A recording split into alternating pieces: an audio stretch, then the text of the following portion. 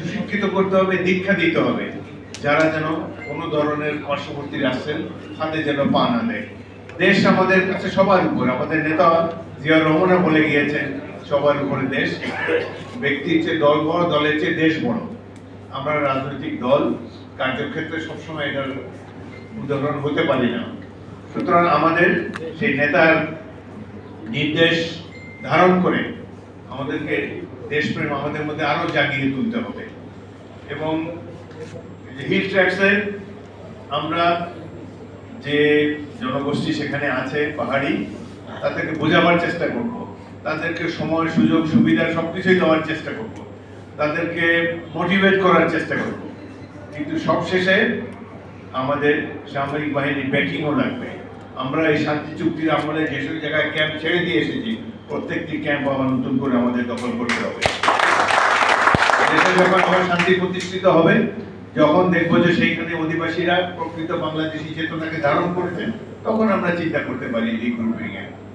আরেকটি জিনিস আমরা অনেকেই বলেছি, আপনারাও বলেছেন, আমাদের সিটিজেন আর্মি গড়ে তুলতে হবে।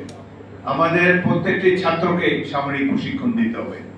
তারা স্কুল কলেজে থাকাকালীন সময় যদি বেসিক মিলিটারি ট্রেনিং নেয়, তাহলে আমাদের জাতি একটি সমৃদ্ধ জাতি হবে।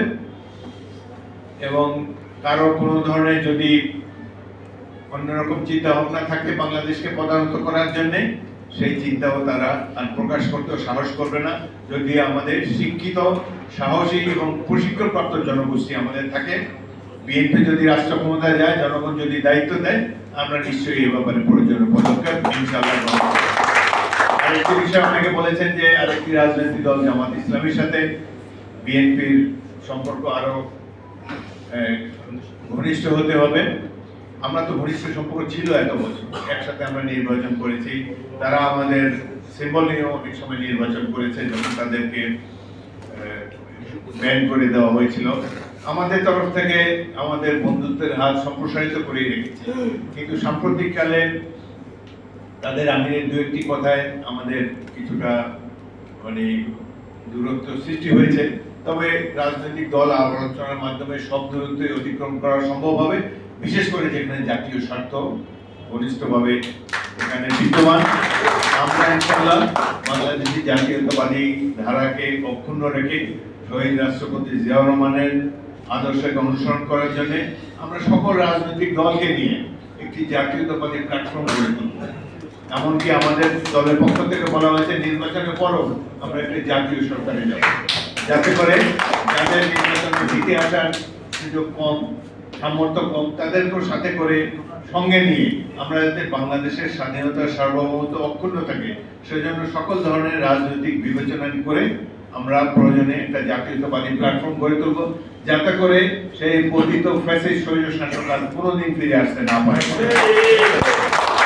তারা অনেক সময় ভিডিওতে আজকাল অনেক কথা ইউটিউবে শোনা যায়, এগুলোকে আপনার ধরবেন না। যাদের এই সাহসী জনগোষ্ঠী আছে, এই ধরনের ছাত্র জনতা যারা খালি হাতে মেশিন গানের সামনাসামনি হতে পারে, আমাদেরকে কেউ পদানত করতে পারবে না।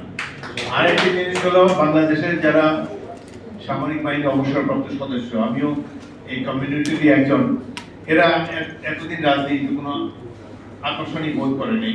এতগুলো রাজনৈতিক দল আছে, হাজার হাজার রিটায়ার্ড অফিসার আছে, রাজনীতি করে মাত্র 3 জন। ওখানে কর্নেল অলি আহমদ আছেন, ওখানে বিএনপিতে আমি আছি, আওয়ামী লীগের ফারুক খান আছে, এই 3 জনকে। কিন্তু সেখানে তো আরো শত শত অবসরপ্রাপ্ত অফিসার যদি বিভিন্ন রাজনৈতিক দলে থাকতো, যেহেতু তাদের প্রশিক্ষণ আছে, যেহেতু তাদের মেধা আছে এবং তাদের এই যে দীর্ঘদিন চাকরি জীবনের যা কিছু তাদের এক্সপেরিয়েন্স, এটাকে খুব ভালোভাবে কাজে লাগানো যায়। সুতরাং আপনারাও এগিয়ে আসেন, যাতে করে আমাদের জনগোষ্ঠী আরো প্রশিক্ষিত হয়, আমাদের জনগোষ্ঠী যারা যেন আরো বৈপ্লবিক দেশাত্মবোধে উজ্জীবিত হয়, তাহলে আমাদের দেশের জন্য অনেক ভালো হবে। এতে বলে হিল ট্র্যাক্সের কথা। আর ল অ্যান্ড অর্ডার সম্পর্কে বেশি কিছু বলার নেই। হুদা সাহেব আমার পাশে ছিলেন, প্রাক্তন আইজি, অত্যন্ত চমৎকার একজন লোক, বিশ্ববিদ্যালয়ের শিক্ষক ছিলেন এক সময়, এবং তারও অনেক আইডিয়া আছে। আমরা সবাই মিলে এখন পুলিশ বাহিনীকে নষ্ট করে দিয়েছে এই শেখ হাসিনার বাহিনী।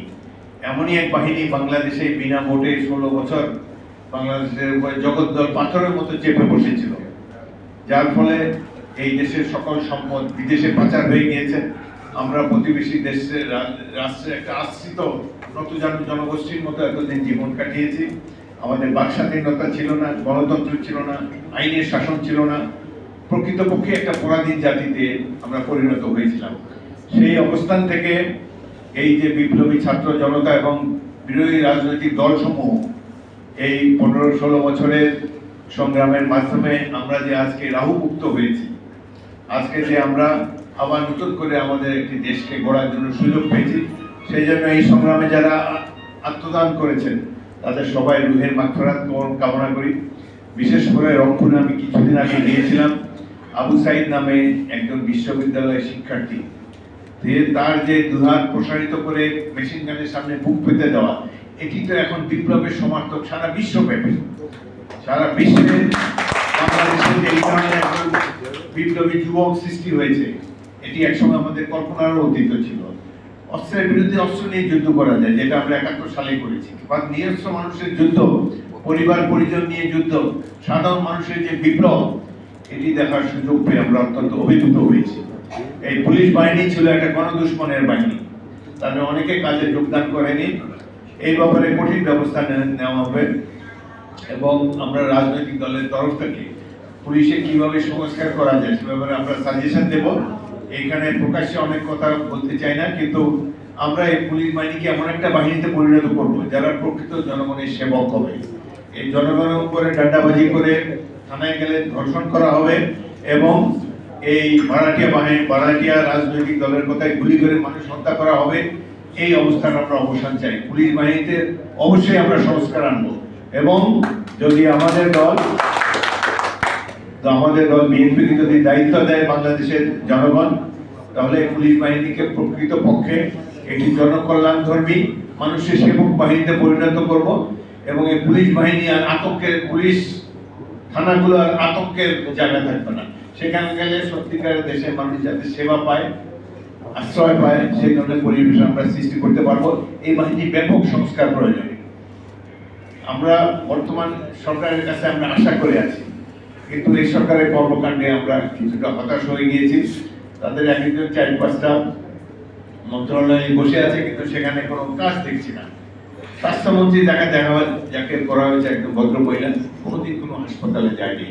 এই যে অসংখ্য ছাত্র, 500 জনের তো চোখই নাই, অনেকের অঙ্গহানি হয়ে গিয়েছে, এরা চিকিৎসা পাচ্ছে না। এই সরকারের প্রথম কাজ তো ছিল তাদেরকে, বিশেষ করে যারা আহত হয়েছে তাদের সুচিকিৎসার ব্যবস্থা করা। আর যারা শহীদ হয়েছে 5 লাখ টাকা তো কোনো টাকাই না, এদেরকে 5 কোটি করে অন্তত পক্ষে টাকা দেওয়া উচিত। বাংলাদেশ পরিবারকে ভাতা দেওয়া উচিত, যাতে করে এই পরিবার যদি হারিয়ে যায়, মিলিয়ে যায়, তাহলে আমাদের জন্য একটা লজ্জার বিষয় হবে। যারা জীবন দিয়ে আমাদেরকে একটা নতুন দেশ গড়ার সুযোগ এনে দিয়েছে, তাদের প্রতি আমাদের সবসময় শ্রদ্ধা অবলম্বন রাখতে হবে। এইভাবে এই সরকারের কাছে অনেক কিছু আমরা আশা করি, কিন্তু বিপ্লবী চেতনা অনেকের মধ্যে না থাকার কারণে তাদের পক্ষে এই ধরনের গুরুত্বপূর্ণ পদক্ষেপ এখন পর্যন্ত নেওয়া হয়নি। প্রধান কাজ ছিল তাদের একটা নির্বাচন কমিশন গঠন করা। নির্বাচন কমিশন আসলে তারাই নির্বাচনের প্রারম্ভিক অনেক কাজ শুরু করতে পারত। নির্বাচনী ব্যবস্থাকে তো অনেক সংস্কার আমাদের করতে হবে, কিন্তু এখন পর্যন্ত সেটি করা হয় না। নির্বাচন নিয়ে এদের কাছ থেকে কোনো কথা শুনি না।